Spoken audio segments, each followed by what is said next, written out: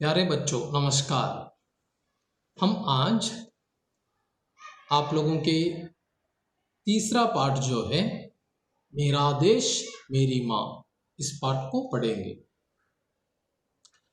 हमने पहले ही सुना है, क्या सुना है? जननी जन्मभूमिश्च स्वर्गादपि गरीयसी। क्या है इसका अर्थ?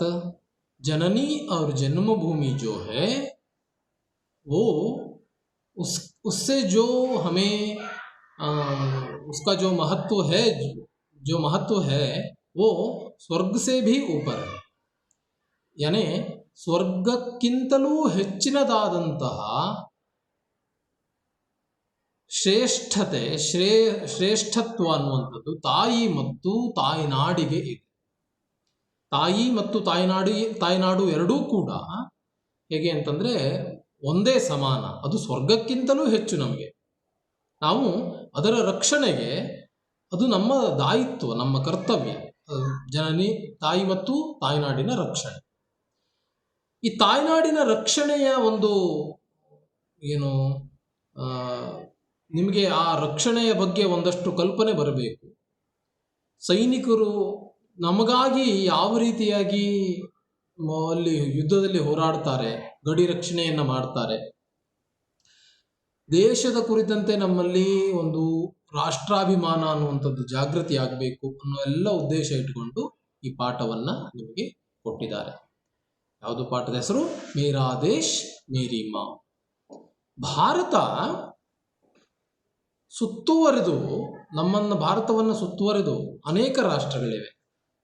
ಪಾಕಿಸ್ತಾನ ಇರ್ಬೋದು, ಅಫ್ಘಾನಿಸ್ತಾನದ ಕೆಲವು ಭಾಗ, ಚೀನಾ, ನೇಪಾಳ, ಭೂತಾನ್, ಮಯನ್ಮಾರ್, ಆಮೇಲೆ ಮಯನ್ಮಾರ್ ಅಲ್ಲ, ಭೂತಾನ್, ನೇಪಾಳ, ಆಮೇಲೆ ಬಾಂಗ್ಲಾದೇಶ್, ಈ ಕಡೆ ಕೆಳಗಡೆ ಶ್ರೀಲಂಕಾ, ಈ ರೀತಿಯಾಗಿ ಬಹಳಷ್ಟು ದೇಶಗಳು ನಮ್ಮ ನೆರೆಹೊರೆಯ ದೇಶಗಳಾಗಿ ಇವೆ. ಭಾರತಕ್ಕೆ ಎಲ್ಲ ರಾಷ್ಟ್ರಗಳು ಭಾರತದ ಮೇಲೆ ಯುದ್ಧ ಮಾಡ್ತವೆ ಅಂತಲ್ಲ, ಗಡಿ ರಾಷ್ಟ್ರಗಳೆಲ್ಲವೂ ನಮಗೆ ತಕರಾರಿಗೆ ಬರ್ತವೆ ಅಂತಲ್ಲ. ಕೆಲವಷ್ಟು ಮಿತ್ರ ರಾಷ್ಟ್ರಗಳು ಅಂತ ಇವೆ, ಇನ್ನು ಕೆಲವಷ್ಟು ಶತ್ರು ರಾಷ್ಟ್ರಗಳು ಅಂತ ಇವೆ.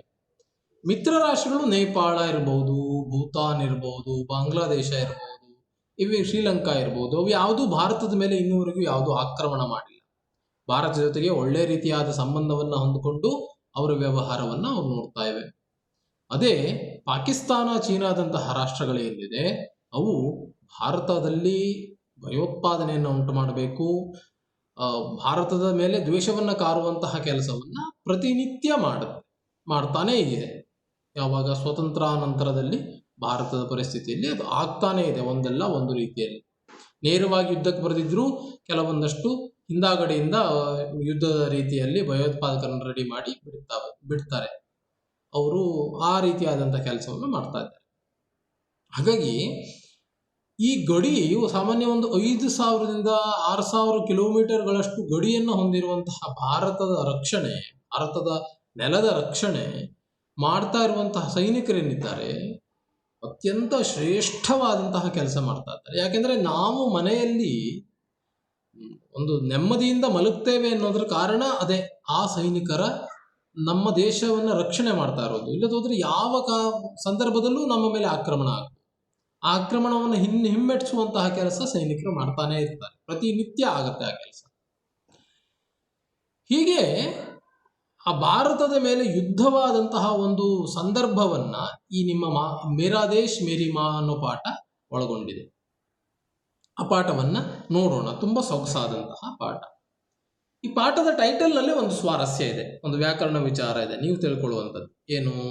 ಮೇರಾ ದೇಶ್ ಮೇರಿ ಮಾ. ದೇಶ್ ಅನ್ನುವಂತಹ ಶಬ್ದ ಪುಲ್ಲಿಂಗದ ಶಬ್ದ. ಎಲ್ಲ ಶಬ್ದಗಳು ಪುಲ್ಲಿಂಗ ಸ್ತ್ರೀಲಿಂಗ ಯಾವುದಾದ್ರೂ ಒಂದು ಲಿಂಗದಲ್ಲಿ ಹಿಂದಿಯಲ್ಲಿ ಇರ್ತವೆ, ನಪುಂಸಕಲಿಂಗ ಇಲ್ಲ. ಸರಿ, ದೇಶ ಅನ್ನುವಂಥದ್ದು ಪುಲ್ಲಿಂಗ ಶಬ್ದವಾದ್ದರಿಂದ ಮೇರಾ ದೇಶ್ ಅಂತ ಆಗತ್ತೆ.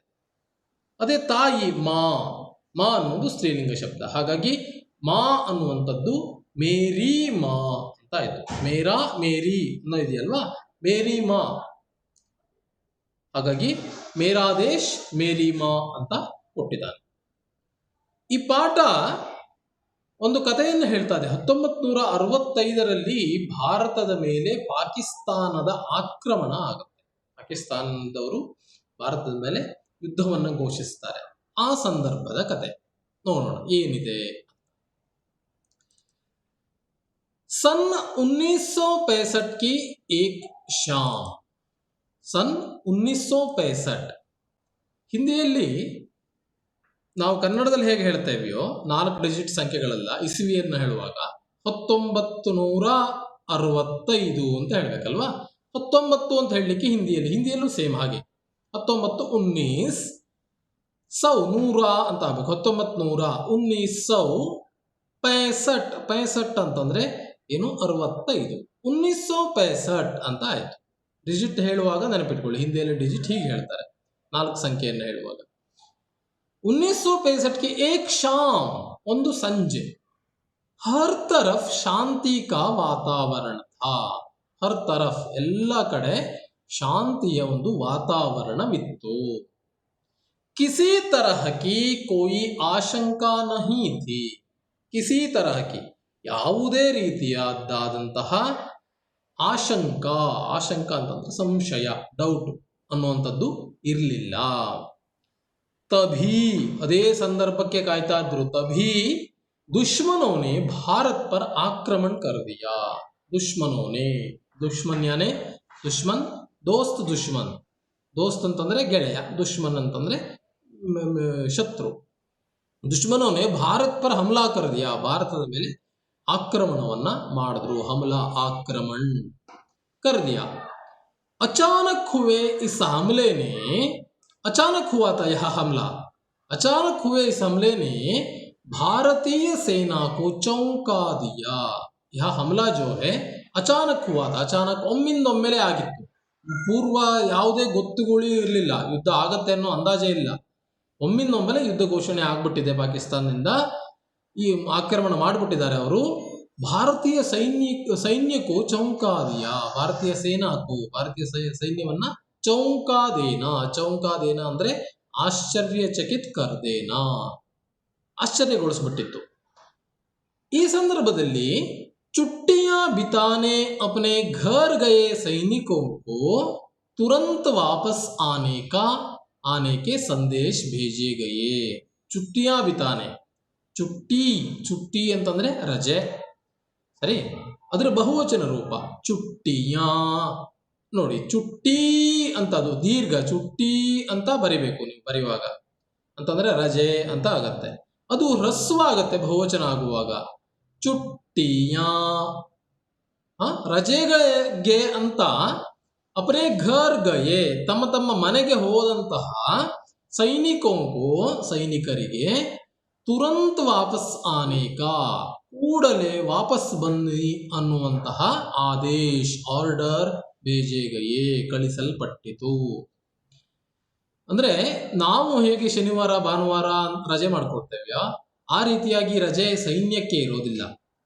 ಸೈನಿಕರಿಗೆ ವರ್ಷದಲ್ಲಿ ಯಾವುದೋ ಒಂದು ಸಲ ರಜೆ ಕೊಡ್ತಾರೆ. ಅದು ಎಷ್ಟೋ ಸೈನಿಕರಿಗೆ 2-3 ವರ್ಷನೇ ರಜೆ ಸಿಗೋದಿಲ್ಲ. ಅವ್ರಿಗೆ ಶನಿವಾರ ಭಾನುವಾರ ಎಲ್ಲ ಸಂಬಂಧವೇ ಇಲ್ಲ, ವರ್ಷ ಪೂರ್ತಿ ದೇಶ ರಕ್ಷಣೆಯನ್ನು ಮಾಡ್ತಾರೆ. ರಜೆಗೆ ಬಂದ್ರೆ ಒಂದು 15 ದಿವಸ, 1 ತಿಂಗಳು ಅಂತ ರಜೆಗೆ ಬರ್ತಾರೆ ಅವರು. ಆ ರೀತಿಯಾಗಿ, ಯಾಕೆಂದ್ರೆ ಎಲ್ಲೆಲ್ಲೋ ಇರ್ತಾರೆ ಅವ್ರ ಡ್ಯೂಟಿಯಲ್ಲಿ. ಇವರು ಒಂದಷ್ಟು ಜನರಿಗೆ ಕಳಿಸ್ತಾರೆ ರಜೆಗೆ, ಒಂದಷ್ಟು ಜನರು ಕೆಲಸದಲ್ಲೇ ಇರ್ತಾರೆ. ಆ ರೀತಿಯಾಗಿ ಶಿಫ್ಟ್ ಮೇಲೆ ಅವರು ಕೆಲಸ ಮಾಡ್ತಾ ಇರ್ತಾರೆ. ರಜೆಗೆ ಮನೆಗೆ ಬಂದಂತಹ ಎಲ್ಲ ಸೈನಿಕರಿಗೂ ಯುದ್ಧ ಘೋಷಣೆ ಆಯ್ತು ಅಂತಂದ್ರೆ ಹಾಗೆ ಯಾವ ಸೈನಿಕನಿಗೂ ಒಂದು ದಿವಸವೂ ರಜೆ ಸಿಗೋದಿಲ್ಲ. ಯುದ್ಧ ಘೋಷಣೆ ಆಗ್ಬಿಟ್ರೆ ಯಾವುದೇ ದೇಶದ ಮೇಲೆ ಇರಲಿ, ತಕ್ಷಣ ಸೈನ್ಯಕ್ಕೆ ನಿಮ್ಮ ಬಟಾಲಿಯನ್ಗೆ ನಿಮ್ಮ ತಂಡಕ್ಕೆ ಬಂದು ಸೇರ್ಕೊಳ್ಳಿ ಅಂತ ಆದೇಶ, ಆರ್ಡರ್ ಹೊರಟು ಬಿಡುತ್ತೆ. ಸರಿ, ಇಲ್ಲೂ ಇದೇ ಸಂದರ್ಭದಲ್ಲಿ ಹಾಗೆ ಆಯ್ತು. ವಾಪಸ್ ಬರಲಿಕ್ಕೆ ಆದೇಶ ಸಿಕ್ತು, ಆರ್ಡರ್ ಆಯ್ತು. ಚುಟ್ಟಿಯಾ ಬಿತಾ ರಹೆ ಭಾರತೀಯ ಸೇನಾ ಕೆ ಹಿ एक मेजर को जब सूचना मिली तो जाने की तैयारी कर उन्होंने माँ के पैर छूकर प्रणाम किया. छुट्टियां बिताने के लिए क्या किया? एक सैनिक जो है, भारतीय सैनिक जो एक है, वह एक मेजर था. मेजर ಅನ್ನೋದು ಅವನ ಪೋಸ್ಟ್, ಅವನ ಹುದ್ದೆ. ಚುಟ್ಟಿಯ ಬಿತಾ ರಹೆ, ರಜೆಯನ್ನ ಕಳೀತಾ ಇದ್ದಂತಹ ಭಾರತೀಯ ಸೈನ್ಯದ ಸೈನ್ಯದ್ದೇ ಆದ ಏಕ್ ಮೇಜರ್ಕೋ, ಒಬ್ಬ ಮೇಜರ್ಗೆ ಏನಾಯ್ತು, ಜಬ್ ಸೂಚನಾ ಮಿಲಿ, ಯಾವಾಗ ಆರ್ಡರ್ ಬಂತೋ ರಿಟರ್ನ್ ಬನ್ನಿ ಸೈನ್ಯಕ್ಕೆ ಸೇರ್ಕೊಳ್ಳಿ ಅಂತ, ತೋ ಜಾನೆ ಕಿ ತಯಾರಿ ಕರ್, ಹೊರಡಲಿರುವ ತಯಾರಿಯನ್ನ ಮಾಡಿಕೊಂಡು ಆ ಸೈನಿಕ ಉನ್ಹೋನೆ ಮಾಕೆ ಪೇರ್ ಛೂಕರ್ ಪ್ರಣಾಮ್ ಕಿಯಾ, ತಾಯಿಯ ಪೈರ್ ಕಾಲುಗಳನ್ನ ಛೂಕರ್ ಮುಟ್ಟಿ ನಮಸ್ಕಾರವನ್ನ ಮಾಡ್ತಾನೆ. ಮಾಕಾ ಮಮತ್ವ ಜಾಗ್ ಉಠಾ, ಮಾಕಾ ತಾಯಿಯ ಮಮತ್ವ ಅಂತಂದ್ರೆ ಮಮತೆ. ತಾಯಿಗೆ ತನ್ನ ಮಗ ಯುದ್ಧಕ್ಕೆ ಹೊರಟಿದ್ದಾನೆ ಅಂತಂದ್ರೆ ಒಂದು ತಕ್ಷಣದಲ್ಲಿ ಸ್ವಲ್ಪ ದುಃಖ ಬಂತು. ಜಾಗೂಠ ಅಂದ್ರೆ ಇನ್ನೊಮ್ಮೆಲೆ ಜಾಗೃತಿ ಆಯಿತು. ಯಾಕೆ? ಯುದ್ಧಕ್ಕೆ ಕಳಿಸ್ತಾ ಇರೋದು ನೆಂಟರ ಮನೆಗಲ್ಲ, ಯುದ್ಧಕ್ಕೆ ಹೋದವರು ವಾಪಸ್ ಮನೆಗೆ ಬಂದು ಮುಟ್ತಾರೆ ಅನ್ನುವಂತಹ ಯಾವುದೇ ಭರವಸೆ ಇರೋದಿಲ್ಲ. ಒಂದು ತಾಯಿ ತನ್ನ ಮಗನನ್ನ ಯುದ್ಧಕ್ಕೆ ಕಳಿಸುವಾಗ ಅವಳಿಗೆ ಅಷ್ಟೇ ದುಃಖ ಅನ್ನುವಂಥದ್ದು ಬಂತು. ಸೊ ಏನ್ ಮಾಡ್ತಾಳೆ ಅವಳು? ಅವಳಿಗೇನಾಯ್ತು? ಆಂಖೋಮಿ ಆಸು ಭರ್ಗಯೇ, ಕಹಾಪರ್ ಆಂಖೋಮೆ ಕಣ್ಣುಗಳಲ್ಲಿ, ಆಸು ಕಣ್ಣೀರು ಬಂದು ತುಂಬಿಕೊಂತು. ಆಸು ಭರ್ಗಯೇ ಕಣ್ಣು ತುಂಬಿ ಬಂತು ಅವಳಿಗೆ. और उन्होंने बेटे को सीने पर लगाया, बेटे को सीने से लगाया. ತನ್ನ ಮಗನನ್ನ ಏನ್ ಮಾಡ್ತಾಳೆ? ತಬ್ಕೊಳ್ತಾಳೆ. ಸೀನಾ ಅಂತಂದ್ರೆ ಎದೆ, ಛಾತಿ. ಸೀನೆ ಸೆ ಲಗಾಯ, ಅಪ್ಪ ಹಾಕೊಂಡ್ಲು ಮಗನನ್ನ. ಮೇಜರ್ ಕಾ ಗಲಾ ಭಿ ರೂಂದ್ ಗಯಾ, ಮೇಜರ್ ಸೇನಾ ಕಿ ಮೇಜರ್ ಜೋ ಥಾ, ಮಗ ಏನಿದ್ದ ಮೇಜರ್, ಉಸ್ಕಾ ಗಲಾ ಅಂತಂದ್ರೆ ಗಂಟಲು. ಈ ಗಂಟ್ಲು ಅನ್ನುವಂಥದ್ದು ರೂಂದ್ ಗಯ ಅಂತಂದ್ರೆ ಒಂಥರ ದುಃಖ ಬರುವಾಗ ನೀವು ಗಮನಿಸಿ ನೋಡಿ, ಬಿಕ್ಕಿ ಅಳೋದು ಅಂತ ಹೇಳ್ತಾರೆ. ಅವಾಗ ದುಃಖ ಒಂಥರ ಬಂದು ಗಂಟ್ಲು ಕಟ್ಟದ ಹಂಗಾಗತ್ತೆ. ಕಟ್ಟದಾಗ ಅಳುವಾಗ ನೀವು ಒಂಥರ ಗಂಟ್ಲು ಕಟ್ಟು ಬಂದಾಗ ಆಗತ್ತ, ಅದು ರೂಂದ್ ಗಯ. ದುಃಖ ಬಂತು ಅವನಿಗೂ ಕೂಡ. ತಾಯಿಯನ್ನ ಬಿಟ್ಟು ಹೋಗ್ತಾ ಇದ್ದಾನೆ, ತಾಯಿ ಕಣ್ಣಲ್ಲಿ ನೀರು ಬಂದಿದೆ. ಈ ಸಂದರ್ಭದಲ್ಲಿ ಅವನಿಗೂ ದುಃಖ ಬಂತು. ಪರ್ ತುರಂತ್ ಹಿ ಮಾತೃಭೂಮಿ ಕಾ ಸ್ಮರಣ್ ಹೋ ಆಯಾ. ನೋಡಿ ಎಷ್ಟು ಅದ್ಭುತ ಅಂತ. ಅವನಿಗಾದ್ರೆ ಆ ಸಂದರ್ಭದಲ್ಲಿ ತಾಯಿಯನ್ನ ತಾನು ಬಿಟ್ಟು ಹೋಗ್ತಾನೆ ಅನ್ನೋದಕ್ಕಿಂತಲೂ ತನ್ನ ಮಾತೃಭೂಮಿಯ, ತನ್ನ ಕರ್ತವ್ಯದ ಒಂದು ಏನಾಯ್ತು, ನೆನಪು ಬಂತು. ಸ್ಮರಣ್ ಹೋ ಆಯಾ, ಅವನಿಗೆ ಸ್ಮರಣೆ ಬಂತು. ಏನ್ ಮಾಡ್ದ? ಯುದ್ಧ ಭೂಮಿ ಕೋ ಜಾತೆ ಹುವೆ ಪುತ್ರಕ್ಕೆ ಸಿರ್ಪರ್ ಹಾತ್ ರಖ್, ಯುದ್ಧ ಭೂಮಿಗೆ ಹೋಗ್ತಾ ಇರುವಂತಹ ತನ್ನ ಮಗನ ತಲೆಯ ಮೇಲೆ ಹಾತರ ಕೈ ಇಟ್ಟು, ತಾಯಿ ಆಶೀರ್ವಾದ ದೇತೆ ಹುವೆ ಮಾನೆ ಕಹ, ಆಶೀರ್ವಾದ ಕೊಡ್ತಾ ತಾಯಿ ಹೇಳ್ತಾಳೆ ಏನಂತ? ಏನು ಆಶೀರ್ವಾದ ಕೊಟ್ಲು? ಬೇಟೆ, ಒಂದು ಸೂಚನೆ ಕೊಡ್ತಾ ಇದ್ದಾಳೆ ನೋಡಿ, ಎಷ್ಟು ಅದ್ಭುತವಾದಂತಹ ಸೂಚನೆ ಅಂತ ಅದು. ಬೇಟೆ, ಮಗನೇ, ಇಸ್ ಸಮಯ ರಾಷ್ಟ್ರ ರಕ್ಷಾ ಹಿ ಪ್ರತ್ಯೇಕ ಭಾರತೀಯ ಕಾ ಸಬ್ಸೆ ಬಡಾ ಕರ್ತವ್ಯ ಹೇ.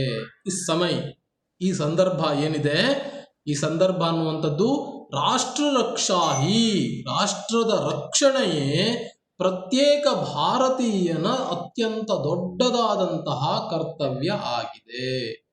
ಭಾರತೀಯನ ಪ್ರತಿಯೊಬ್ಬನ ಕರ್ತವ್ಯ ಈ ಸಂದರ್ಭದಲ್ಲಿ ರಾಷ್ಟ್ರ ರಕ್ಷಣೆಯೇ ಆಗಿದೆ. ಜಾವೋ, ಹೋಗು, ನಡಿ ಯುದ್ಧಕ್ಕೆ. ಅವರು ದೃಢತಾ ಸೆ ಅಪನಾ ಕರ್ತವ್ಯ ಕಾ ಪಾಲನ್ ಕರು, ದೃಢತೆಯಿಂದ, ಧೈರ್ಯದಿಂದ, ಗಟ್ಟಿಯಾಗಿ ನೀನೇನು ಮಾಡು, ನಿನ್ನ ಕರ್ತವ್ಯದ ಪಾಲನೆಯನ್ನ ಮಾಡು, ಕರ್ತವ್ಯವನ್ನ ನಿಭಾಯಿಸು. ಈಗ ಒಂದು ಇನ್ಸ್ಟ್ರಕ್ಷನ್ ಕೊಡ್ತಾ ಇದ್ದಲ್ಲ ನೋಡಿ, ಎಷ್ಟು ಇದಿದೆ ಅಂತ ತಾಯಿಯ ಮನಸ್ಸು. ಯಾದ್ ರಹೇ, ನೆನಪಿಟ್ಟುಕೋ ನಾನು ಹೇಳಿದ ಮಾತನ್ನ. ಏನು ಮಾತದು? ಭಾರತೀಯ ಪರಂಪರಾ ಸೀನೆ ಪರ್ ಗೋಲಿ ಖಾನೆ ಕಿ ಹೇ, ಪೀಠ್ ಪರ್ ನಹಿ. ಭಾರತೀಯ ಪರಂಪರೆ ಏನಿದೆ ಅದು ಸೀನಾ, ಎದೆಗೆ ಗುಂಡನ್ನ ಹೊಡೆಸ್ಕೊಳ್ಳುವಂಥದ್ದೇ ವಿನಃ ಪೀಠ್ ಪರ್ ನಹಿ, ಬೆನ್ನಿಗಲ್ಲ. ಏನು, ಬೆನ್ನಿಗೆ ಗುಂಡು ಹೊಡೆಸ್ಕೊಳ್ಬಾರ್ದು ಅಂತನಾ? ಅಲ್ಲ, ಸರಿ ನೋಡಿ, ಇದರಲ್ಲೊಂದು ಸಂಗತಿ ಇದೆ. ಏನು? ಭಾರತೀಯರು ಶೌರ್ಯದಿಂದ ಯುದ್ಧದಲ್ಲಿ ಮುನ್ನುಗ್ಗಬೇಕೇ ಹೊರತಾಗಿ ಶತ್ರುಗಳನ್ನ ನೋಡಿ ಹೇಡಿಗಳ ಹಾಗೆ ಹಿಂತಿರುಗಿ ಬರೋದಲ್ಲ. ಹಿಂತಿರುಗಿ ಬರುವಾಗ ಅವ್ರು ಗುಂಡು ಹೊಡೆದು ಸತ್ರ ನೀನು ನಿಜವಾಗಿಯೂ ಹೇಳಿ. ಹಿಂದುಬೈಯಿಂದ ಗುಂಡು ಹೊಡೆದ್ರೆ ಎದೆಗೆ ಗುಂಡು ತಿಂದಿದೀಯಾ, ನೀನು ಧೈರ್ಯವಂತ, ನೀನು ಎದುರಿಗೆ ಹೋಗಿ ಯುದ್ಧ ಮಾಡ್ತಾ ಇದ್ದೀಯ, ಹೆದರಬೇಡ, ಕೆಚ್ಚೆದೆಯಿಂದ ಹೋರಾಡು, ಹೊರತಾಗಿ ಏಡಿಯಾಗಿ ವಾಪಸ್ ತಪ್ಪಿಸ್ಕೊಂಡು ಬರಬೇಡ. ನೋಡಿ ತಾಯಿಯ ಮಾತು. ತನ್ನ ಮಗ ಸತ್ರೂ ತೊಂದರೆ ಇಲ್ಲ, ದೇಶಕ್ಕಾಗಿ ಸಾಯಲಿ. ಎಷ್ಟು ಅದ್ಭುತ ಅಲ್ವಾ? ಒಂದು ತಾಯಿಯಾದವನ ಮಗನಿಗೆ ಹಿಂಗೆ ಹೇಳಲಿಕ್ಕೆ ಅಂದರೆ ಆಯ್ತು. ತಾಯಿಯ ಮಾತನ್ನ, ಇದು ತುಂಬಾ ಇಂಪಾರ್ಟೆಂಟ್ ವಾಕ್ಯ. ಭಾರತೀಯ ಪರಂಪರಾ ಸೀನೆ ಪರ್ ಗೋಲಿ ಖಾನೆ ಕಿ ಹೈ, ಪೀಠ್ ಪರ್ ನಹಿ. ಸರಿ, ಯುದ್ಧಕ್ಕೆ ಮಗ ಮೇಜರ್ ಹೊರಟ. ಯುದ್ಧ ಭೀಷಣ ರೂಪ ಸೆ ಫೈಲ್ತಾ ಜಾ ರಹಾ ಥಾ. ಯುದ್ಧ ಭೀಷಣ ರೂಪದಲ್ಲಿ, ಉಗ್ರವಾಗಿ, ಹೆಚ್ಚಿನ ಪ್ರಮಾಣದಲ್ಲಿ ಫೈಲ್ನ ಅಂತಂದ್ರೆ ಹರಡೋದು, ಸುತ್ತುವರಿಯೋದು. ಯುದ್ಧ ಎಲ್ಲ ಕಡೆ ಸ್ಟಾರ್ಟ್ ಆಯಿತು.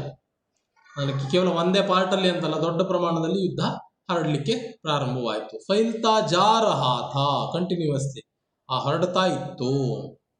ಇಚ್ಛೋಗಿಲ್ ನಹರ್ ಕಾ ಮೋರ್ಚಾ ಭಾರತೀಯ ಸೇನಾ ಕೆ ಲಿಯೇ ಚುನೌತಿ ಕಿ ದೀವಾರ್ ಬನಾ ಖಡಾ ಥಾ. ಇಚ್ಛೋಗಿಲ್ ನಹರ್, ಇಚ್ಛೋಗಿಲ್ ನಹರ್ ಅನ್ನುವಂಥದ್ದೇನಿದೆ, ಇಚ್ಛೋಗಿಲ್ ನಹರ್ ಇದು ಲಾಹೋರ್, ಪಾಕಿಸ್ತಾನದ ಒಂದು ನಗರ, ಲಾಹೋರ್ ನಗರ. ಆ ನಗರದ ಸಾಮಾನ್ಯ 14 ಕಿಲೋಮೀಟರ್ ದೂರದಲ್ಲಿ ಇದೆ ಈ ಇಚ್ಛೋಗಿಲ್ ಅನ್ನುವಂತಹ ನಹರ್ ಜಾಗ. ಇದೊಂದು ಇಚ್ಛೋಗಿಲ್ ನಹರ್ ಅನ್ನೋದು ಒಂದು ಪ್ರಾಂತ್ಯ, ಒಂದು ಜಾಗದ ಹೆಸರು. ಅಲ್ಲಿ ಮೋರ್ಚಾ ಅಂತಂದ್ರೆ ಅಲ್ಲಿ ನಡೀತಾ ಇದ್ದಂತಹ ಏನು ಯುದ್ಧದ ಇದಿದೆ, ಸಂದರ್ಭ ಏನಿದೆ, ಅಲ್ಲಿ ಆಗ್ತಾ ಇರುವಂತಹ ಯುದ್ಧ, ಆ ಪ್ರದೇಶದಲ್ಲಿ ಆಗ್ತಾ ಇರುವಂತಹ ಯುದ್ಧದ ಒಂದು ಸನ್ನಿವೇಶ ಭಾರತೀಯ ಸೇನಾ ಕೇಲಿಯೇ, ಭಾರತೀಯ ಸೈನ್ಯಕ್ಕೆ ಚುನೌತಿ ಕಿ ದೀವಾರ್ ಬನಾ ಖಡಾ ಥಾ. ಚುನೌತಿ ಅಂತಂದ್ರೆ ಚಾಲೆಂಜ್, ಚುನೌತಿ ದೇನಾ, ಚಾಲೆಂಜ್ ಕರ್ನಾ. ಚುನೌತಿ ಕಿ ದೀವಾರ್ ಬನಾ ಖಡಾ ಥಾ, ಒಂದು ದೊಡ್ಡ ಗೋಡೆಯ, ತಡೆಗೋಡೆಯ ಹಾಕೊಂಡು ನಿಂತ್ಕೊಂಡಿತ್ತು. ಅಷ್ಟು ಅಲ್ಲಿ ಆ ಜಾಗದಲ್ಲಿ ಯುದ್ಧ ಮಾಡೋದು ತುಂಬಾ ಕಷ್ಟಕರವಾದಂತಹ ಸನ್ನಿವೇಶ ಭಾರತೀಯರಿಗಾಗಿತ್ತು. ಯಾಕಂದ್ರೆ ಕೆಲವೊಂದ್ಸಲ ಶತ್ರು ಇರಲಿ ಮಿತ್ರ ಇರಲಿ, ಅಲ್ಲ ಶತ್ರು ರಾಷ್ಟ್ರ ಇರ್ಬೋದು, ನಮ್ಮ ರಾಷ್ಟ್ರ ಇರ್ಬೋದು, ಯುದ್ಧ ಸೈನ್ಯಕ್ಕೆ ಹೋಗುವಾಗ ಸೇಫೆಸ್ಟ್ ಪಾಯಿಂಟ್ ಅನ್ನ, ತಮ್ಮ ಕಡೆಯಿಂದ ಸೇಫ್ ಪಾಯಿಂಟ್ ಅನ್ನ ಯಾವ ಪಂಗಡ ಹೊಂದಿರುತ್ತೋ, ಈಗ ಗುಡ್ಡೆಯ ತಲೆಯ ಮೇಲೆ ಕಾರ್ಗಿಲ್ ಯುದ್ಧ ಆಯ್ತಲ್ವಾ, ಕಾರ್ಗಿಲ್ ಯುದ್ಧದಲ್ಲಿ ಏನಾಗಿದೆ ಗೊತ್ತಿದೆಯಾ ಸನ್ನಿವೇಶ? ಎಲ್ಲ ಪಾಯಿಂಟ್ ಅನ್ನ, ಎಲ್ಲ ಕಣಿವೆಯ ಎತ್ತರದ ಪ್ರದೇಶವನ್ನ ಪಾಕಿಸ್ತಾನದವರು ಬಂದು ಆಕ್ರಮಿಸ್ಕೊಂಡ್ಬಿಟ್ರು. ಆಗ ಈಗ ಮೇಲ್ ಕುತ್ಕೊಂಡು ಅವನಿಗೆ ಕೆಳಗಡೆ ಇದ್ದವನು ಈಸಿಯಾಗಿ ಕಾಣ್ತಾರೆ, ಯಾರು ಹೇಗೆ ಬರ್ತಾ ಇದ್ದಾರೆ, ಎಲ್ಲಿಂದ ಬರ್ತಾ ಇದ್ದಾರೆ ಎಲ್ಲದು ಗೊತ್ತಾಗ್ಬಿಡುತ್ತೆ. ಆದ್ರೆ ಇವರಿಗೆ, ಯಾರಿಗೆ ಕೆಳಗಡೆ ಹೋಗುವವರಿಗೆ ಮೇಲೆ ಯಾರಿದ್ದಾರೆ ಅನ್ನೋದು ಗೊತ್ತಾಗೋದಿಲ್ಲ ಸಡನ್ಲಿ. ಹಾಗಾಗಿ ಮೇಲ್ಗಡೆ ಕುತ್ಕೊಂಡವರು ಸೇಫ್ ಅಲ್ಲಿ ಇರ್ತಾರೆ, ಅವರು ಎಲ್ಲರನ್ನು ಗುಂಡು ಹೊಡೆದು ಮೇಲಿಂದ ಕೊಂದು ಬಿಡ್ತಾರೆ, ತೆಗೆದು ಬಿಡ್ತಾರೆ. ಈ ಒಂದು ಸೇಫ್ ಪಾಯಿಂಟ್ ಅಲ್ಲಿ ಪಾಕಿಸ್ತಾನದವರು ಇದ್ರು, ಇಲ್ಲಿ ಸೇಫ್ಟಿ ಪಾಯಿಂಟ್ ಅಲ್ಲಿ. ಇದು ಭಾರತೀಯರಿಗೆ ತುಂಬಾ ಕಠಿಣವಾದ ಸಂದರ್ಭ ಆಗಿತ್ತು, ಆ ಒಂದು ಪಂಗಡವನ್ನ ಹಿಮ್ಮೆಟ್ಟಿಸುವಂಥದ್ದು. ಪ್ರಶ್ನೆ ಉಠಾ, ಅಲ್ಲಿ ಕ್ವಶನ್ ಬಂತು ಸೈನ್ಯದಲ್ಲಿ. ಇಸ್ ಅಭೇದ್ಯ ದೀವಾರ್ ಕೋ ತೋಡ್ನೆ ಕಿ ಜಿಮ್ಮೆದಾರಿ ಕೌನ್ ನಿಭಾಯೇಗಾ. ಈ ಅಭೇದ್ಯವಾದಂತಹ, ಈ ಭೇದಿಸಲಿಕ್ಕೆ ಸಾಧ್ಯವಾಗದ್ದು ಅಭೇದ್ಯ. ಸರಿ, ಅಭೇದ್ಯ ಅಂತಂದ್ರೆ ಭೇದ್ಯ ಅಭೇದ್ಯ ವಿರುದ್ಧಾರ್ಥಕ ಶಬ್ದ. ಯಾವುದು ಭೇದಿಸಲಿಕ್ಕೆ, ಡಿವೈಡ್ ಮಾಡಲಿಕ್ಕೆ ಸಾಧ್ಯ ಇದೆಯೋ ಅಥವಾ ಅದನ್ನು ಒಡ್ಕೊಂಡು ಹೋಗ್ಲಿಕ್ಕೆ ಸಾಧ್ಯ ಇದೆಯೋ ಅದು ಭೇದ್ಯ. ಯಾವುದು ಅಸಾಧ್ಯವೋ, ಯಾವುದು ಆ ಒಂದು ತಡೆಗೋಡೆಯನ್ನು ಒಡ್ಕೊಂಡು ಮುಂದೆ ಸಾಗ್ಲಿಕ್ಕೆ ಸಾಧ್ಯವೋ ಅದು ಅಭೇದ್ಯ. ದೀವಾರ್ ಅಂತಂದ್ರೆ ಗೋಡೆ. ಇದನ್ನ ಯಾರು ಜಿಮ್ಮೆದಾರಿ, ಈ ಜವಾಬ್ದಾರಿ ಕೌನ್ ನಿಭಾಯೇಗ, ಯಾರು ವಹಿಸ್ಕೊಳ್ತಾರೆ? ಇಸ್ ಅಭೇದ್ಯ ದೀವಾರ್ ಕೋ ತೋಡ್ನೆ ಕಾ ಜಿಮ್ಮೆದಾರಿ ಕೌನ್ ನಿಭಾಯೇಗ. ಇಚ್ಛೋಗಿಲ್ ನಹರದಲ್ಲಿ ಆಗ್ತಾ ಇದ್ದಂತಹ ಯುದ್ಧದ ಒಂದು ನೇತೃತ್ವವನ್ನ, ಕಮಾಂಡರ್ ಅನ್ನ ಯಾರು ತೆಗೆದುಕೊಳ್ತಾರೆ ಅನ್ನುವಂಥದ್ದು ಒಂದು ಪ್ರಶ್ನೆಯಾಗಿ ಬಂತು. ಕಾರ್ಯ ಆಸಾನ್ ನಹಿ ಥಾ, ಅಲ್ಲಿಗೆ ಹೋಗಿ ಯುದ್ಧ ಮಾಡಿ ಗೆಲ್ಲುವಂಥದ್ದು ಸುಲಭದ ಕೆಲಸ ಆಗಿರಲಿಲ್ಲ. ಕಾರ್ಯ ಆಸಾನ್ ನಹಿ ಥಾ, ಕೆಲಸ ಸುಲಭವಾಗಿರಲಿಲ್ಲ. ಸೀಧೆ ಮೌತ್ ಕೆ ಪಾಸ್ साथ जूझना था, सीधे डायरेक्टली मौत, मौत साವು, ಮೃತ್ಯು, ಮೌತ್ ಕೆ ಸಾಥ್, ಮೃತ್ಯುವಿನ ಜೊತೆಗೆ ಜೂಜ್ನ, ಜೂಜ್ನ ಅಂತಂದ್ರೆ ಹೋರಾಟ ಮಾಡೋದು, ಮೃತ್ಯುವಿನ ಜೊತೆಗೆ ಹೋರಾಟ ಮಾಡೋದಪ್ಪ.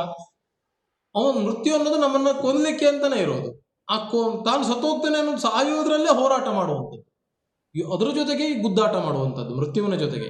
ಆ ತರಹದ ಸನ್ನಿವೇಶ ಆಗಿತ್ತು. ಅಂದ್ರೆ ಅಲ್ಲಿ ಹೋಗೋರು ಸಾಮಾನ್ಯ ಸಾಯ್ತಾರೆ ಅಂತ ಎಲ್ಲರಿಗೂ ಗೊತ್ತಿದೆ, ಅದ್ರನ್ನು ಹಿಮ್ಮೆಟ್ಟಿಸಿ ಹೋಗಬೇಕು ಅನ್ನುವಂತಹ ಧೈರ್ಯವನ್ನ ಯಾರು ಮಾಡ್ತಾರೆ?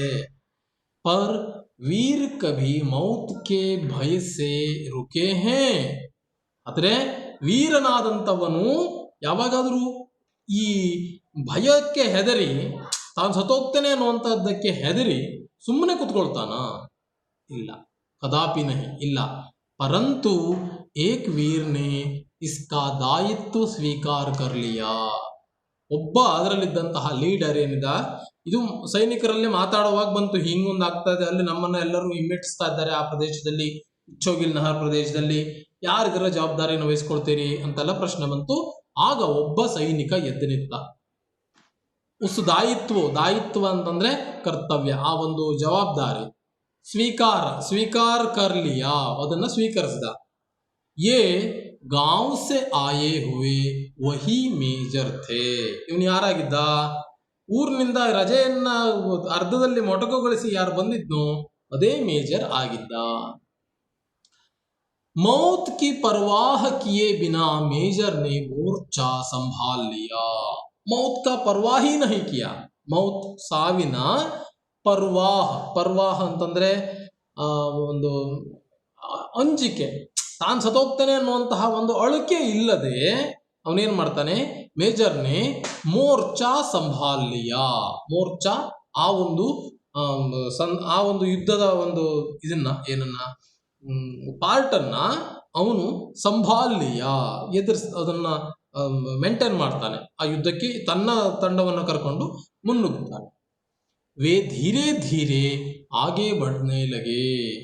ये हमारे जो सैनिक हैं, ನಮ್ಮ ಸೈನಿಕರು ಧೀರೆ ಧೀರೆ ನಿಧಾನವಾಗಿ ಮುನ್ನುಗ್ಗಲಿಕ್ಕೆ ಪ್ರಾರಂಭ ಮಾಡಿದ್ರು ಆ ಕಡೆಗೆ, ಇಚ್ಚೋಗಿಲ್ ಕಡೆಗೆ. ದಿಲ್ ದಹಲಾನೆ ವಾಲಿ ಗೋಲಿಯೋ ಕಾ ಶೋರ್. ದಿಲ್ ದಹಲಾನೆ ವಾಲಿ, ದಿಲ್ ಎದೆ, ದಹಲಾನ ಎದೆಯಲ್ಲಿ ಒಂದು ಢವಢವ ಹೆಚ್ಚಿಸುವಂಥದ್ದಪ್ಪ, ತುಂಬಾ ಹೆದರಿಕೆಯನ್ನು ಹುಟ್ಟಿಸುವಂತಹ. ಗೋಲಿಯೋಂಕ ಗುಂಡುಗಳ, ಶೋರ್ ಶಬ್ದ, ಕಾನೋಂಕೆ ಕಿವಿಯ, ಪರ್ದೋಂಕು ಕಿವಿಯ ಪರದ ಏನಿದೆ ಇದೇನಿದೆ, ಕಿವಿಯಲ್ಲಿ ಪರದೆ ಅಂತ ಇರುತ್ತೆ, ಒಂದು ಲೇಯರ್ ಇರುತ್ತೆ, ಅದು ಕಾನೋಂಕು ಫಾಡನೆ ಕಿ ಕೋಶಿಶ್ ಕರ್ ರಹಾ ತಾ. ಅಪ್ಪ ಕಿವಿಯಲ್ಲಿ ಇದ್ದಂಥ ಪರದೆಯನ್ನ ಏನು ಹೊರದ್ದೇ ಬಿಡ್ತದೇನೋ ಅನ್ಸುವಷ್ಟು ಸೌಂಡ್ ಬರ್ತಾ ಇದೆ, ಗುಂಡುಗಳ ಆವಾಜ್, ಗುಂಡುಗಳ ಶಬ್ದ, ಕಿವಿ ತಮಟೆ ಹೊರದೇ ಹೋಗುತ್ತೆ ಅನ್ನುವಂಥ ರೀತಿಯಾದ ಗುಂಡುಗಳ ಸುರುಮಳೆ ಅಲ್ಲಿ ಆಗ್ತಾ ಇತ್ತು. ಆಗ ಮೇಜರ್ ಪರ್ ದೇಶಭಕ್ತಿ ಕಾ ಜೋಶ್ ಪೂರಿ ತರಹ ಛಾಯಾ ಹುವಾ ಥಾ. ಮೇಜರ್ ಪರ್ ಆದರೆ ಮೇಜರ್ನ ಮೇಲೆ ದೇಶಭಕ್ತಿ ಕಾ ಜೋಶ್, ತನ್ನ ದೇಶಭಕ್ತಿಯ ಜೋಶ್, ಉತ್ಸಾಹ, ದೇಶಭಕ್ತಿಯ ಕುರಿತಂತೆ ಇದ್ದಂತಹ ಉತ್ಸಾಹ, ಪೂರಿ ತರಹ ಛಾಯಾ ಹುವಾತ, ಏನ್ ಬೇಕಾದ್ರೂ ಆಗ್ಲಿ ನಾನು ದೇಶಕ್ಕಾಗಿ ಇವತ್ತು ಸತ್ರು ತೊಂದರೆ ಇಲ್ಲ, ಯುದ್ಧವನ್ನ ಗೆಲ್ಲಬೇಕು ಅನ್ನುವಂತಹ ಉತ್ಸಾಹ ಮೇಜರ್ನಲ್ಲಿ ತುಂಬಿತ್ತು. ಮೌಕೆ ಕಾ ಇಂತಜಾರ್ ಕಿಯಾ ಜಾಯ್. ಮೌಕಾ ಅಂತಂದ್ರೆ ಸಂದರ್ಭ, ಸರಿಯಾದ ಸಂದರ್ಭ. ಕೆ ಇಂತಜಾರ್ ಅಂತಂದ್ರೆ ವೇಟಿಂಗ್, ಕಾಯುವಂಥದ್ದು. ಈ ಇಂತಜಾರ್ ಕಿಯಾ ಜಾಯ, ನೋಡೋಣ ಒಂದು ಸ್ಟೆಪ್ ಅವ್ರು ಏನ್ ಮಾಡ್ತಾರೆ ನೋಡೋಣ ಅಂತ ಒಂದು ಸ್ವಲ್ಪ ಕಾದ್ ನಿಂತು ಯುದ್ಧಕ್ಕೆ ಹೋಗುವ ಅನ್ನುವಂತಹ ಸಂದರ್ಭವೂ ಕೂಡ ಇರಲಿಲ್ಲ. ಇತನ ಸಮಯ ಭೀ ನಹೀತ, ಅಷ್ಟೊಂದು ಸಮಯವೂ ಕೂಡ ಇರಲಿಲ್ಲ. ವೇಟ್ ಮಾಡಿ ಪ್ಲಾನ್ ಮಾಡಿ ಯುದ್ಧಕ್ಕೆ ಹೋಗುವಂತಹ ಸಂದರ್ಭವೂ ಇರಲಿಲ್ಲ. ಯಾಕಂದ್ರೆ ಅವ್ರು ಪ್ಲಾನ್ ಮಾಡೋದ್ರೊಳಗಡೆ ಬಂದು ಆಗೋಗಿದೆ, ಯುದ್ಧ ಆಕ್ರಮಣ ಮಾಡಿ ಪಾಕಿಸ್ತಾನದವರು. ಇವರಿಗೆ ವಿತ್ ಪ್ಲಾನಿಂಗ್ ಯುದ್ಧಕ್ಕೆ ಹೋಗ್ಲಿಕ್ಕೂ ಆಗ್ಲಿಲ್ಲ, ಸೀದಾ ಹೋಗ್ಬೇಕು ಯುದ್ಧಕ್ಕೆ, ಇಲ್ಲದವರು ಅವ್ರು ಮತ್ತು ಮುಂದೆ ಬಂದ್ಬಿಡ್ತಾರೆ. इसलिए वे धड़ाधड़ गोलीबारी करते हुए दुश्मनों के टैंकरों को ध्वस्त करते आगे बढ़ रहे थे. ಅವ್ರು ಏನ್ ಮಾಡ್ತಾ ಇದ್ರು, ತನ್ನ ಟೀಮನ್ನ ಕರ್ಕೊಂಡು ಹೋಗಿದ್ದಾನೆ. ಧಡಾಧಡ್ ಗೋಲಿಬಾರಿ ಕರ್ತೆ ಹುವೆ, ಒಮ್ಮಿಂದೊಮ್ಮೆ ಗುಂಡನ್ನ ಸುರಿಮಳೆಗೈತಾ, ಧಡಾಧಡ್ ಗೋಲಿಬಾರಿ ಕರ್ತೆ ಹುವೆ, ಗುಂಡನ್ನ ಸುರಿಮಳೆಗೈತಾ. ದುಶ್ಮನೋಂಕೆ ಟ್ಯಾಂಕೋಂಕೋ, ಶತ್ರು ರಾಷ್ಟ್ರದ ಟ್ಯಾಂಕರ್ಗಳಿರ್ತವೆ, ಟ್ಯಾಂಕರ್ಗಳು ನೋಡಿದಿರಿ ಅಲ್ವಾ, ಟ್ಯಾಂಕರ್ಗಳನ್ನ ಧ್ವಸ್ತ್ ಕರ್ನ, ನಾಶ ಕರ್ನ, ಟ್ಯಾಂಕರ್ಗಳನ್ನ ನಾಶ ಮಾಡ್ತಾ ಮಾಡ್ತಾ ಅವರು ಮುನ್ನುಗ್ಗಲಿಕ್ಕೆ ಪ್ರಾರಂಭ ಮಾಡಿದ್ರು. ತಭಿ ಆಗ ಏನಾಯ್ತು, ದುಶ್ಮನ್ ಕಿ ಕೈ ಗೋಲಿಯಾ ಏಕ್ ಸಾಥ್ ಸನ್ಸನಾತಿ ಹುಯಿ ಆಗೆ ಆಯಿ. ಅದೇ ಸಂದರ್ಭದಲ್ಲಿ ಶತ್ರುಗಳ ಅನೇಕ ಗುಂಡುಗಳು, ಕೈ ಗೋಲಿಯ, ಬಹಳಷ್ಟು ಗೋಲಿಯ, ಗೋಲಿ ಶಬ್ದ ಈಕಾರ ಅಂತಹ ಸ್ತ್ರೀಲಿಂಗದಲ್ಲಿದೆ, ಗೋಲಿ ಏಕವಚನದಲ್ಲಿ ಗೋಲಿಯಾ ನೋಡಿ, ಹ್ರಸ್ವ ಲಿಯಾ ಅಂತ ಆಯ್ತು. ಅಂತಂದ್ರೆ ಗೋಲಿಯಾ ಅಂತಂದ್ರೆ ಗುಂಡುಗಳು ಬಹುವಚನದಲ್ಲಿ, ಏಕವಚನ ಗೋಲಿ, ಬಹುವಚನ ಗೋಲಿಯಾ. ಏಕ್ ಸಾಥ್ ಸನ್ಸನಾತಿ ಹುಯಿ ಆಯಿ, ಒಂದೇ ಸಮನೆ ಗುಂಡುಗಳು ಸನ್ಸನಾತಿ ಹುಯಿ, ಸುಯ್ ಅಂತ ಆ ಒಂದು ಆವಾಜ್, ಗುಂಡು ಗಾಳಿಯಲ್ಲಿ ರಭಸದಲ್ಲಿ ಹೋಗುವಾಗ ಒಂದು ಶಬ್ದ ಬರ್ತದೆ, ಸನ್ಸನಾತಿ ಹುಯಿ ಆಯಿ. ಔರ್ ಮೇಜರ್ ಕೆ ಹಾತ್ ವ ಪೇಟ್ ಮೇ ಘುಸ್ ಗಯಿ, ಮೇಜರ್ನ ಹಾತ್ ಕೈ, ಅವ್ರ ಪೇಟ್ ಹೊಟ್ಟೆ ಬಂದು ಗುಂಡು ಏನಾಯ್ತು ಹೊಕ್ಕೊಂಟು, ಘುಸ್ ಗಯಿ. ಮಗರ್ ಭಾರತೀಯ ಪರಂಪರಾ ಸೀನೆ ಪರ್ ಗೋಲಿ ಖಾನೆ ಕಿ ಹೇ ಪೀಠ್ ಪರ್ ನಹಿ. ನೋಡಿ, ಅವನಿಗೆ ಒಂದು ಮಾತು ನೆನಪಾಗ್ತಾ ಇದೆ ಯುದ್ಧದ ಸಂದರ್ಭದಲ್ಲಿ, ಭಾರತೀಯ ಪರಂಪರೆ ಅನ್ನುವಂಥದ್ದು ಸೀನೆ ಪರ್, ಎದೆಗೆ ಗುಂಡನ್ನು ತಿನ್ನುವಂಥದ್ದೇ ಹೊರತಾಗಿ ಬೆನ್ನಿಗಲ್ಲ ಅನ್ನುವಂತಹ ಮಾಕೆ ಯೇ ಶಬ್ದ ಪ್ರೇರಣಾ ದೇ ರಹೇತೆ. ತಾಯಿಯ ಈ ಶಬ್ದಗಳು ಅವನಿಗೆ ಪ್ರೇರಣೆಯನ್ನ ನೀಡ್ತಾ ಇತ್ತು. ತಾನು ಒಂದು ಗುಂಡು ತಿಂದುಬಿಟ್ಟಿದ್ದೇನೆ, ಓಡೋಗ್ಬಿಡೋಣ, ಅಯ್ಯೋ ಸಾಧ್ಯವೇ ಇಲ್ಲ, ಇನ್ನು ಯುದ್ಧ ಮಾಡ್ಲಿಕ್ಕೆ ಆಗುದಿಲ್ಲ, ಪೆಟ್ಟು ಬಿದ್ದೋಗಿದೆ, ಓಡ್ಲಿಲ್ಲ ಅವನು. ವೇ ಚೋಟ್ ಕಿ ಪರ್ವಾಹ ಕಿಯೇ ಬಗೈರ್, ವಹ ಮೇಜರ್ ಚೋಟ್ ಗಾಯ, ಪರ್ವಾಹ ಕರ್ನ ಅದನ್ನ ಲೆಕ್ಕಿಸದೆ ಏನ್ ಮಾಡ್ತಾನೆ, ಬಗೈರ್ ಇಲ್ಲದೆ ಲೆಕ್ಕಿಸದೆ, ಆಗೆ ಬಡ್ತೇ ರಹೇ ಇನ್ನು ಮುನ್ನುಗ್ಲಿಕ್ಕೆ ಶುರು ಮಾಡಿದ್ರು. ಅವ್ರು ಗೋಲಿಯಾ ಆಕರ್ ಉಸ್ಕೆ ಸೀನೆ ಮೇ ಘುಸ್ತಿ ಗಯಿ, ಗುಂಡುಗಳು ಬಂದು ಅವನ ಸೀನಾ ಎದೆಗೆ ಚುಚ್ಚಲಿಕ್ಕೆ ಪ್ರಾರಂಭವಾದವು. ಅಂದ್ರೆ ಬಹಳಷ್ಟು ಗುಂಡುಗಳನ್ನ ತಿಂದ ಅವನು. ಎಲ್ಲ ಸಲ ಒಂದೇ ಗುಂಡಿಗೆ ಸತ್ತೋಗೋದಿಲ್ಲ ಮನುಷ್ಯ, ಬಹಳಷ್ಟು ಆಯತಪ್ಪಿದ ಜಾಗಕ್ಕೆ ಬಿದ್ದರೆ ಮಾತ್ರ ಸಾಯ್ತಾನೆ ಒಮ್ಮಿಂದೊಮ್ಮೆಲೆ. ಮತ್ತೆ ಟೆಕ್ನಾಲಜಿ ಮೇಲೆ ಇರುತ್ತೆ, ಗುಂಡು ಯಾವ ತರಹದ ಗುಂಡು, ಎಷ್ಟು ದೂರದಿಂದ ಬಂದಿದೆ, ಹೇಗಿದೆ ಅನ್ನೋದ್ರ ಮೇಲೆ ಇರುತ್ತೆ. ಇವನಿಗೆ ಬಹಳಷ್ಟು ಗುಂಡುಗಳನ್ನ ತಿಂದು ಏನಾಯ್ತು, ಅವನಿಗೆ ಸೀನೆಮೆ ಗುಸ್ತಿ ಗಯಿ, ಗುಂಡು ಅವನ ಎದೆಗಳಿಗೆ ಚುಚ್ಚಲಿಕ್ಕೆ ಶುರು, ಎದೆಗೆ ಚುಚ್ಚಿ ಇಟ್ಟು. ಸ್ಥಿತಿ ಕೋ ಸಮಜತೆ ಹುವೆ, ಈ ಪರಿಸ್ಥಿತಿಯನ್ನ ಅರ್ಥ ಮಾಡಿಕೊಂಡು ಉನ್ಕೆ ಪೀಛೆ ಹಟನೆ ಕಾ ಆದೇಶ ಜಾರಿ ಕಿಯಾ ಗಯಾ, ಅವನತ್ರ ನೀನು ವಾಪಸ್ ಬಾರಪ್ಪ, ನೀನು ಹಿಂದ್ ಬಾರೋ ಅಂತ ಅವನಿಗೆ ಆರ್ಡರ್ ಬಂತು ಹಿಂದ್ಗಡೆಯಿಂದ. ಪರ್ ಆದರೆ ಮೇಜರ್ ಕೆ ಕದಂ ರುಕೆ ನಹಿ, ಮೇಜರ್ನ ಕದಂ ಹೆಜ್ಜೆಗಳು ರುಕೆ ನಹಿ ನಿಲ್ಲಿಲ್ಲ, ಮತ್ತು ಮುನ್ನುಗ್ಲಿಕ್ಕೆ ಶುರು ಮಾಡಿದ್ರು ಅವರು. ದುಶ್ಮನ್ ಕೆ ಸಾರಿ ಟ್ಯಾಂಕೋಂಕೋ ಧ್ವಸ್ತ್ ಕರ್, ಶತ್ರುಗಳ ಎಲ್ಲ ಟ್ಯಾಂಕರ್ಗಳನ್ನು ನಾಶ ಮಾಡಿ, ವಿಜಯಶ್ರೀ ಕೋ ಗಲೆ ಲಗಾ ಕರ್ ಹಿ ಉನ್ಹೋನೆ ದಮ್ ಲಿಯಾ, ವಿಜಯಶ್ರೀ ಗೆಲುವನ್ನ, ವಿಜಯಶ್ರೀ ಅಂತಂದ್ರೆ ಗೆಲುವನ್ನ ಗಲೆ ಲಗಾಕರ್ ಕುತ್ತಿಗೆಗೆ ಮಾಲೆ ಹಾಕ್ಕೊಂಡು, ಗೆಲುವಿನ ಮಾಲೆ ಹಾಕ್ಕೊಂಡೆ, ಉನ್ಹೋನೆ ದಮ್ ಲಿಯಾ, ಅಬ್ಬಾ ಸಾಕಾಯ್ತಪ್ಪ ಅಂತ ಅವನು ಕೂತ್ಕೊಂಡ. ಯಾವಾಗ ಎಲ್ಲ ಶತ್ರು ರಾಷ್ಟ್ರದ ಟ್ಯಾಂಕರ್ಗಳನ್ನ ಹೊಡೆದು ಉರುಳಿಸಿದ ನಂತರದಲ್ಲಿ, ಅಲ್ಲಿಯ ತನಕ ಅವನು ಮುನ್ನುಗ್ತಾನೆ ಇದ್ದ. ತುರಂತ್ ಹಿ ಅಮೃತ್ಸರ್ ಕೆ ಸೈನಿಕ್ ಅಸ್ಪತಾಲ್ ಮೇ ಉನ್ಹೆ ಲಾಯಾ ಗಯಾ, ತಕ್ಷಣ ಅವನನ್ನ ಅಮೃತಸರ ಅಂದ್ರೆ ಪಂಜಾಬ್ ಮತ್ತು ಪಾಕಿಸ್ತಾನ ಬಾರ್ಡರ್ ಅವೆರಡು ಇದಿದೆ.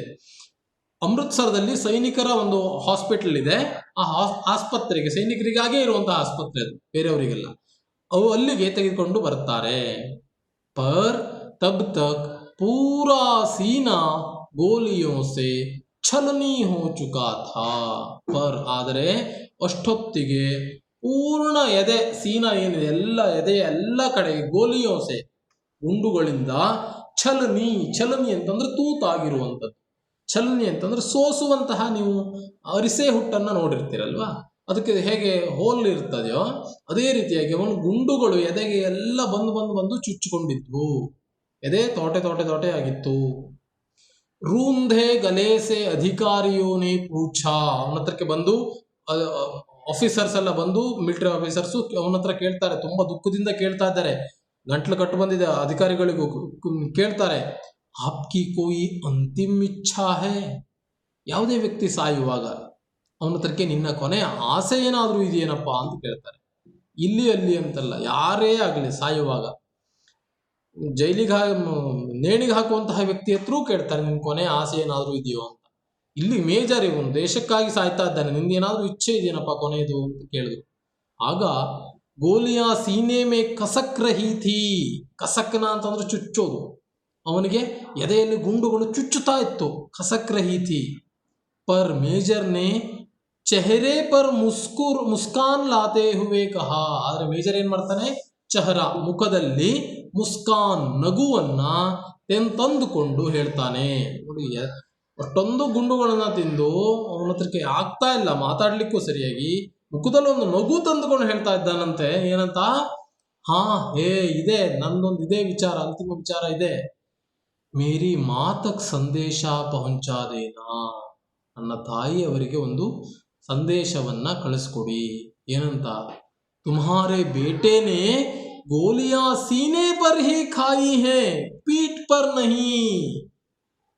ಆಹಾ, ಎಷ್ಟು ಅದ್ಭುತವಾದಂತಹ ಮಾತು ನೋಡಿ. ತಾಯಿ ಕಳಿಸ್ಕೊಡುವಾಗ ಯುದ್ಧಕ್ಕೆ ಅದೇ ಮಾತನ್ನ ಹೇಳಿ ಕಳಿಸ್ಕೊಟ್ಟಿದ್ದು, ಮಗನೇ ಗುಂಡನ್ನ ಎದೆಗೆ ತಿಂದ್ರೆ ವೀರನಾಗಿ ಸಾಯಿ, ಹೇಡಿಯಾಗಿ ಹಿಂದ್ಗಡೆಯಿಂದ ಗುಂಡು ತಿಂದುಕೊಂಡು ಸಾಯಬೇಡ. ಈಗ ನೋಡಿ ಮಗನ ಮಾತನ್ನ ಹೇಗಿದೆ ಅಂತ. ಅಮ್ಮನಿಗೆ ಹೇಳಿ ಕಳಿಸಿ, ನಾನು ನಿನ್ನ ಮಗನಾದಂತಹ ನಾನು ಗುಂಡನ್ನ ಎದೆಗೆ ತಿಂದಿದ್ದೇನೆ ಹೊರತಾಗಿ ಬೆನ್ನಿಗಲ್ಲ ಅಂತ ಅಮ್ಮನಿಗೆ ವಿಷಯ ತಿಳಿಸಿ, ಅಮ್ಮನಿಗೆ ಸಂತೋಷವಾಗ್ಲಿ, ಅಮ್ಮನ ನೆಮ್ಮದಿಯಿಂದ ಇರಲಿ. ಹೇಡಿಯಾಗಿ ಮಗ ಸತ್ತ ಅಂತ ಆಗೋದು ಬೇಡ, ವೀರನಾಗಿ ಶತ್ರುಗಳ ಜೊತೆ ಹೋರಾಡಿ ಸತ್ತ ಅಂತ ಆಗಲಿ. ಎಷ್ಟು ಅದ್ಭುತ ಅಲ್ವಾ? ದೇಶಕ್ಕಾಗಿ ದುಡಿತಾ ಇದ್ದಂತಹ ಒಬ್ಬ ಸೈನಿಕ ತನ್ನ ತಾಯಿಯ ಸಂಬಂಧವನ್ನು ನೋಡಿ ಎಷ್ಟು ಸೊಗಸಾಗಿ ಚಿತ್ರಿಸಿದ್ದಾರೆ. ನಿಜವಾಗಿಯೂ ಅದು ಹಾಗೆ ಇರಬೇಕು. ಆಪ್ ಲೋಗ್ ಜಾನ್ತೆ ಹೇ ಯಹ ಕೌನ್ ಹೇ, ಯಾರು ಗೊತ್ತಿದೆಯಾ? ಮೇಜರ್ ಜನರಲ್, ಯೇ ಭಾರತೀಯ ಸೇನಾಕ್ಕೆ ಅಫ್ಸರ್, ಭಾರತೀಯ ಸೈನ್ಯದ ಒಬ್ರು ಆಫೀಸರ್ ಆಗಿದ್ರು. ಅಫ್ಸರ್ ಅಂತಂದ್ರೆ ಆಫೀಸರ್. ಮೇಜರ್ ಆಶಾರಾಮ್ ತ್ಯಾಗಿ, ಅವನ ಹೆಸರು ಆಶಾರಾಮ್ ತ್ಯಾಗಿ ಅಂತ ಅವನ ಹೆಸರು. ಜಿನ್ಹೋನೆ, ಅವರು ಮಾಕೆ ವಚನೋ ಕಾ ಪಾಲನ್ ಕರ್ತೆ ಹುವೆ, ತನ್ನ ತಾಯಿಯ ಮಾತುಗಳನ್ನ ಪಾಲಿಸ್ತಾ ಏನು ಮಾಡಿದ್ರು, ಅಪನಿ ಮಾತೃಭೂಮಿ ಕಿ ರಕ್ಷಾ ಕೆ ಲಿಯೆ ಪ್ರಾಣೋ ಕಿ ಬಾಜಿ ಲಗಾದಿ, ತನ್ನ ಮಾತೃಭೂಮಿಯ ರಕ್ಷಣೆಗಾಗಿ ಪ್ರಾಣದ ಬಾಜಿ ಲಗಾನ. ಬಾಜಿ ಅಂತಂದ್ರೆ ಒಂದು ಇದ್ರ ಮಾಡೋದು, ಏನ್ ಮಾಡ್ಕೊಳ್ಳೋದು, ಬಾಜಿ ಲಗಾನ ಅಂತಂದ್ರೆ ಚಾಲೆಂಜ್ ತಗೊಂಡು ಅದನ್ನ ಸೋಲ ಮಾಡೋದು, ಬಾಜಿ ಲಗಾದಿ. ಅವ್ರು ದೀಪಕ್ ಬುಜ್ಗಯಾ, ದೀಪಕ್ ಅಂತಂದ್ರೆ ಜ್ಯೋತಿ, ಬುಜ್ಗಯ ಅಂತಂದ್ರೆ ನಂದು ಹೋಯ್ತು. ಪರ್ ಉಸ್ಕಿ ಅಮರ್ ಜ್ಯೋತಿ, ಅದರ ಅಮರ ಜ್ಯೋತಿ ಏನಿದೆ, ಯುಗೋ ತಕ್ ದೇಶಭಕ್ತೋಂಕೋ ರಾಹ ದಿಖಾತಿ ಹಿ रहेगी. ಅದರ ಒಂದು, ಈಗ ನೋಡಿ ಅವರು ಸತ್ತೋದ್ರು, ಆದ್ರೆ ಅವರ ಕತೆ, ಅವರು ಮಾಡಿದಂತಹ ಸಾಧನೆ ಏನಿದೆ, ಯುಗಗಳಷ್ಟು ನಮ್ಮ ಯುವಕರಿಗೆ ಒಂದು ಪ್ರೇರಣಾದಾಯಕವಾದಂತಹ ವಿಚಾರವಾಗಿ ಇರುತ್ತೆ ಅಂತ ಹೇಳ್ತಾ ಪಾಠ ಇಲ್ಲಿಗೆ ಮುಗಿಯುತ್ತೆ. ಶಬ್ದಾರ್ಥಗಳನ್ನ ನೋಡ್ಕೊಳ್ಳಿ. ಏನಾದರೂ ಗೊತ್ತಾಗ್ಲಿಲ್ಲ ಅಂತಂದ್ರೆ ದಯವಿಟ್ಟು ನನ್ನನ್ನು ಸಂಪರ್ಕಿಸಿ. ಆಶಾರಾಮ್ ತ್ಯಾಗಿ ಅವರ ಬಗ್ಗೆ ಕೆಳಗಡೆ ಒಂದಷ್ಟು ಪರಮವೀರ್ ಚಕ್ರ ಅವರಿಗೆ ಸಿಕ್ಕಿದೆ. 1965 21 ಸೆಪ್ಟೆಂಬರ್ಗೆ ಇವರು ಪಾಕಿಸ್ತಾನದ ಯುದ್ಧದಲ್ಲಿ ತೀರ್ಕೊಳ್ತಾರೆ. ಇವರ ಬಗ್ಗೆ ಒಂದು ಸಣ್ಣ ಟಿಪ್ಪಣಿಯನ್ನು ಕೊಟ್ಟಿದ್ದಾರೆ, ಅದನ್ನು ಓದ್ಕೊಳ್ಳಿ. ಪ್ರಶ್ನೆ ಉತ್ತರವನ್ನು 1 ಮಾರ್ಕ್ಸ್ ನೀವು ಬರೆಯೋ ಪ್ರಯತ್ನ ಮಾಡಿ, ಉಳಿದಿದ್ದನ್ನು ನಾನು ನಿಮಗೆ ಕೊಡ್ತೇನೆ. ಧನ್ಯವಾದ.